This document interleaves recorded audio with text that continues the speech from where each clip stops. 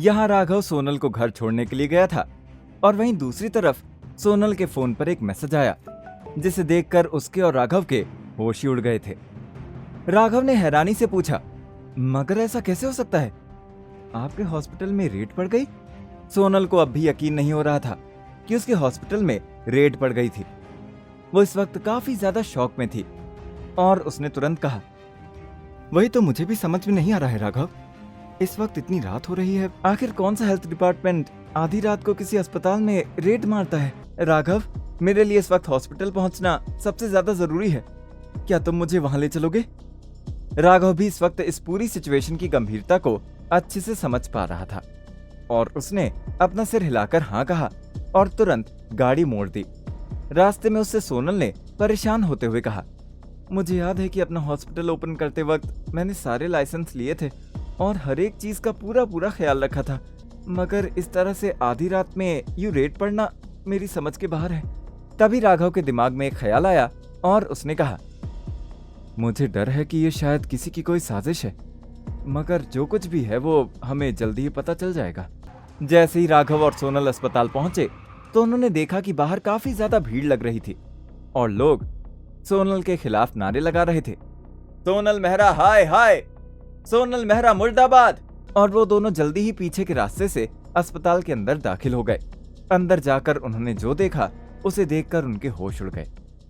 उन्हें ऐसा लग ही नहीं रहा था जैसे वो किसी अस्पताल आए हों, बल्कि पूरा अस्पताल इस वक्त किसी पुलिस छावनी की तरह नजर आ रहा था। डॉक्टर्स और नर्सेस मरीज का इलाज करते हुए यहाँ से वहां भाग रहे थे, मगर उनसे कहीं ज्यादा इस वक्त वहां पर पुलिस तैनात थी। सोनल जैसे ही अपने ऑफिस पहुंची तो उसने देखा कि कुछ लोग वहां पर पहले से ही मौजूद थे और उन्होंने उसके पूरे ऑफिस को तहस नहस करके रख दिया था। उसका सारा डेस्क बिखरा हुआ था और कोई भी सामान अपनी जगह पर नहीं था। वो तुरंत एक पुलिस वाले की तरफ गई जो डेस्क पर पड़ी हुई फाइल्स देख रहा था और गुस्से में उससे पूछा, ये सब यहाँ पर क्या हो रहा है और आप लोग क्या करने की कोशिश कर रहे हैं? इस तरह से क्या आप किसी भी अस्पताल पर रेड मार सकते हैं? सोनल के गुस्से भरी आवाज को सुनकर उस पुलिस वाले ने वो फाइल बंद की और उसकी तरफ देखकर जवाब दिया, देखिए मैडम, हम पर चिल्लाने का कोई फायदा नहीं है, हम यहाँ पर सिर्फ अपना काम कर रहे हैं। हमें खबर मिली है कि आपके अस्पताल में गैर कानूनी दवाइयों का इस्तेमाल हो रहा है। सिर्फ इतना ही नहीं, आप नशीले पदार्थों को भी दवाइयों में मिलाकर उनसे लोगों का इलाज करते हैं। क्या आपको पता है आपके ऊपर कितना बड़ा केस बन सकता है? ये सुनकर सोनल को ऐसा लगा जैसे उसके पैरों तले जमीन खिसक गई हो। उसने गुस्से में कहा, आप ये सब क्या बकवास कर रहे हैं? ऐसा कुछ भी नहीं है। मेरे हॉस्पिटल में आ रही सारी दवाइयां पूरी तरह से लीगल हैं और ये सब जो आप कह रहे हैं, इसका कोई सबूत है आपके पास? ये सुनकर वो पुलिस वाला हंसने लगा और उसने फाइल में से कुछ पर्चे निकालते हुए सोनल को दिए और कहा, ये रहे सबूत मैडम, जो आप अपने हॉस्पिटल में इस्तेमाल कर रहे हैं ये पूरी तरह से बैन है। इसके अलावा हमने आपके मरीजों का ब्लड सैंपल जांच करने के लिए भेज दिया है ताकि हमें इस बारे में और जानकारी मिल सके। आप लोगों की जान से खेल रही हैं मैडम और इसके लिए हमें आपको गिरफ्तार करके तुरंत ले जाना होगा। उनके इतना कहते ही एक लेडी ऑफिसर सोनल के पास पहुंची और उसे हथकड़ी लगाने लग गई। सोनल ने तुरंत अपने आप को छुड़ाते हुए कहा, ये आप लोग क्या कर रहे हैं? ये कोई तरीका है क्या? मेरी बात सुनिए, ऐसा कुछ भी नहीं है जैसा आप लोग समझ रहे हैं। मगर पुलिस वालों ने सोनल की कोई बात नहीं मानी और राघव भी ये देखकर हैरान रह गया। उसने तुरंत पुलिस वालों से कहा, देखिए सर, आपको जरूर कोई गलतफहमी हो रही है। आप जिन्हें गिरफ्तार करके ले जा रहे हैं वो तो बहुत अच्छी इंसान है, वो तो लोगों के लिए हमेशा इतना कुछ करती हैं। आप एक बार फिर इस बारे में अच्छे से इन्वेस्टिगेशन कर लीजिए।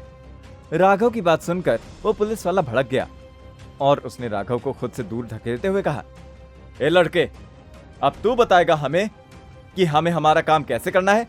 चल हट यहां से। इसी भाग दौड़ में पूरी रात निकल गई। दूसरी तरफ अगली सुबह अपने सर पर हैट और ऊपर से नीचे तक काले कपड़े पहने एक आदमी एक सुनसान गली में किसी का इंतजार कर रहा था। तभी एक आदमी उसके पास भागा भागा आया और उसने कहा, सॉरी सर, मैं थोड़ा सा लेट हो गया, मगर आपका बताया हुआ काम था ही ऐसा कि उसमें थोड़ा टाइम लग गया। उस हैट वाले आदमी ने अपने कोट की जेब से नोटों की एक गड्डी निकाली और अपने सामने खड़े आदमी को देते हुए कहा, ये लो तुम्हारा इनाम, तुमने अच्छा काम किया है। ना रहेगी सोनल मेहरा और ना कोई उस राघव की मदद करने के लिए आएगा। अब देखता हूं वो राघव बचकर कहां जाता है। नोटों की गड्डी देखकर वो दूसरा आदमी खुशी से पागल हो गया और उसने पूछा, लेकिन सर, अब आपका अगला शिकार कौन होगा?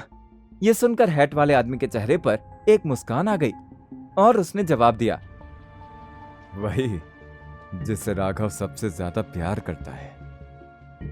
इतना कहकर वो जोर जोर से हंसने लगा।